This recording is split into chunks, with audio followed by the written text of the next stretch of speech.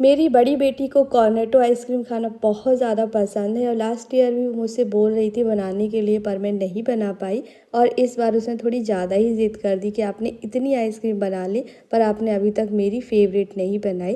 तो बस आज मैं उसके लिए बनाने वाली हूँ चॉकलेट ओरियो कॉर्नेटो। तो चलिए देखते हैं ये कैसे बनती है। तो इसके लिए 2 से 3 सामान जो चाहिए थे वो मैं ले आई हूँ। इसमें मैंने फ्रेश अमूल की क्रीम और डार्क चॉकलेट का यूज़ किया है और 2 से 3 मैं पाइपिंग बैग लेकर के आई हूँ। सबसे पहले जो चॉकलेट है ना, इसे हमें मेल्ट करना है। तो मैंने चॉकलेट को ना 2 घंटे पहले ही फ्रिज से बाहर कर दिया था, जिससे कि इसको मेल्ट करने में ज़्यादा टाइम नहीं लगेगा। और आप देख सकते हैं ये ऐसे ही टूटी जा रही है। तो सबसे पहले इस चॉकलेट को और छोटे छोटे टुकड़ों में मैंने कर लिया है और इस बोल में ले लिया है। अब डबल बॉयलर मेथड से मैं इस चॉकलेट को मेल्ट कर लेती हूँ। तो देखिए चॉकलेट हमारी अच्छे से मेल्ट हो गई है। और अब हमें ये जो पाइपिंग बैग्स है ना, इसमें इस चॉकलेट को डालना है। तो यहाँ पर एक गिलास लेना है और उसमें इस पाइपिंग बैग को अच्छे से रख देंगे। इसके बाद में 1 से 1.5 चम्मच मेल्टेड चॉकलेट इसमें डाल देंगे। उसके बाद पाइपिंग बैग को गिलास से बाहर निकालेंगे और ये जो चॉकलेट है आधे पाइपिंग बैग में इस तरह से उंगली की सहायता से स्प्रेड कर देंगे। इसी तरह से जो बाकी के 2 पाइपिंग बैग हैं उसमें भी हमें चॉकलेट को डालना है और इसको स्प्रेड कर देना है। और उसके बाद में इन तीनों पाइपिंग बैग्स को अलग अलग ग्लासेस में रख करके अच्छे से इसको फैला देंगे और फिर फ्रिज में रख देंगे, जिससे कि जो हमारी चॉकलेट है ना वो इन पाइपिंग बैग्स में अच्छे से सेट हो जाए। वैसे कॉर्नेटो आइसक्रीम इस समय काफ़ी ज़्यादा वायरल चल रही है। सबने अपने अपने तरीके से इसको बनाना बताया है। तो यहाँ पर मैं अपने तरह से बना रही हूँ। और यहाँ पर मैं आपको एक चीज़ क्लियर कर देती हूँ कि ग्लास में रखने के बाद मैंने इसको फ्रिज में तो रख दिया था, और निकालने के बाद में ना ये जो हमारे पाइपिंग बैग्स है ना, ये नीचे से थोड़े थोड़े से मुड़ गए थे। इस वजह से पूरी की पूरी कॉर्नेटो तो नहीं बनी थी। खैर मैंने उनको फ्रिज में रख दिया और इतनी देर में मैं यहाँ पर वनीला फ्लेवर की जो आइसक्रीम उसके अंदर फिल करनी है उसको रेडी कर लेती हूँ। तो मैंने यहाँ पर फ्रेश क्रीम ली है। आप यहाँ पर व्हिपिंग क्रीम भी ले सकते हैं। क्रीम यहाँ पर 250 ml है, तो उसके अकॉर्डिंग मैंने 1/4 कप कंडेंस्ड मिल्क इसमें ऐड किया है। आप चाहे तो यहाँ पर पिसी हुई चीनी भी डाल सकते हैं। 1 टीस्पून इसमें वनीला एसेंस ऐड कर देंगे और अब विस्कर की सहायता से मैं इसे अच्छे से मिक्स करते हुए फेंट ले रही हूँ। अगर आपके पास में इलेक्ट्रिक बीटर है तो आप उसका यूज़ भी कर सकते हैं।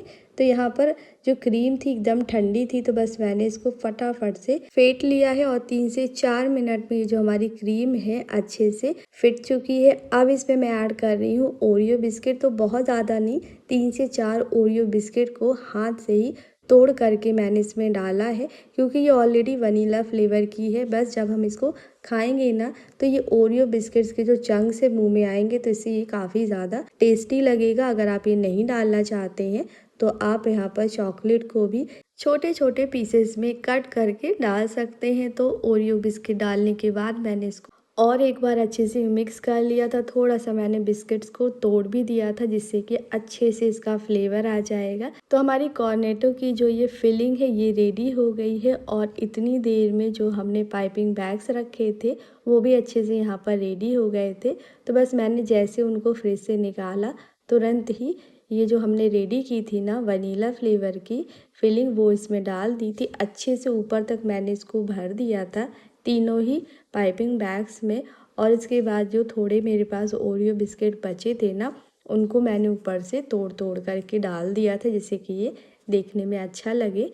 और इसके बाद में हमें इसे फ्रीज़र में रखना है। तो 7 से 8 घंटे आप इसे फ्रीज़ कर दीजिए या फिर ओवरनाइट कर दीजिए, तो ये बिल्कुल अच्छे से जम जाएगी। तो मैंने इसको रखने के पहले ना बैग्स को इस तरह से फोल्ड कर दिया था और ऊपर से रबर बैंड लगा करके इन्हीं ग्लासेस में रख करके फ्रीज़ किया था। और इसी समय पे मुझे डाउट भी हो गया था कि नीचे से थोड़ा सा फोल्ड हो गई हैं, बट मैंने फिर भी इनको फ्रिज में रख दिया था। तो मैंने इन्हें ओवरनाइट रखा था। तो अभी है नेक्स्ट डे और मैं इन कॉर्नेटोस को निकाल कर ला रही हूँ और देखते हैं ये कैसी बनी है। तो मैं यहाँ पर 2 ही लेकर के आई हूँ, क्योंकि अभी घर में खाने वाले भी 2 ही है, तो मैं तीनों नहीं निकाल रही हूँ। तो सबसे पहले तो मैंने जो रबड़ बैंड ऊपर से लगाई थी ना उसको अलग कर दिया था। और ये देखिए नीचे से जितना मुड़ा था मैंने उसको भी कैंची से कट कर दिया था। और अब पाइपिंग बैग को भी कट करके ही मैं इस कॉर्नेटो को बाहर निकालूंगी। और इसको निकालते समय भी आप बहुत आराम से इसको निकालें, क्योंकि ये टूट भी सकती है। तो बहुत आराम से मैंने इसको निकाला है। तो ये है मेरी फाइनल कॉर्नेटो। तो आप देखने में ये जैसी भी हो, पर ये खाने में बहुत अच्छी बनी थी। और सबसे बड़ी बात है, मेरी बेटी को ये बहुत ज़्यादा पसंद आई थी। तो ये मेरी दोनों कॉर्नेटो यहाँ पर प्लेट में आ गई हैं।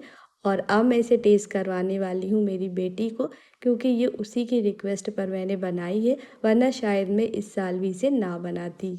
तो मैंने और बेटी दोनों ने ही साथ साथ कॉर्नेटो को टेस्ट कर लिया था, और इसका टेस्ट वाकई बहुत अच्छा आया था। अगर इसकी शेप को इग्नोर करें तो टेस्ट तो इसका बहुत अच्छा आया था। तो अगर आप चाहें तो इसे ट्राई कर सकते हैं।